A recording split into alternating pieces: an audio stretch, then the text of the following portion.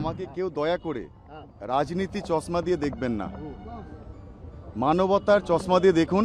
আমি এই এলাকার মানুষের সঙ্গে আমার কম বেশি পরিচিত আছে, সারাটা বছর আমরা ওদের সঙ্গে থাকি। ওনাদের পক্ষ থেকে 5টা মানুষ আমাদের সঙ্গে কথা বলুক, সঙ্গে প্রশাসন যেটা বলবে আইন সেটা ব্যবস্থা গ্রহণ করবে। ফলতা তৃণমূল কংগ্রেসের যে মনোনীত প্রার্থী জাহাঙ্গীর খান, ওই ব্যক্তিত্ব সম্পর্কে আপনারা ভুল বুঝবেন না।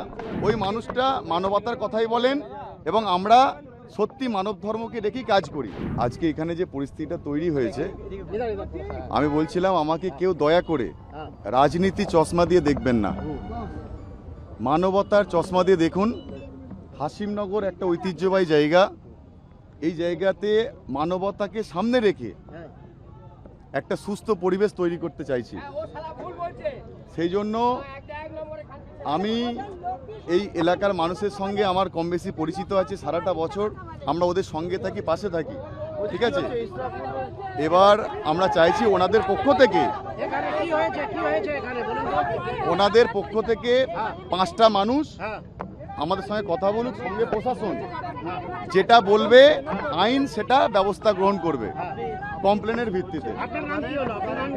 প্রধানের বিরুদ্ধে যে অভিযোগগুলো হচ্ছে, হ্যাঁ, আপনি কি বলতে চান?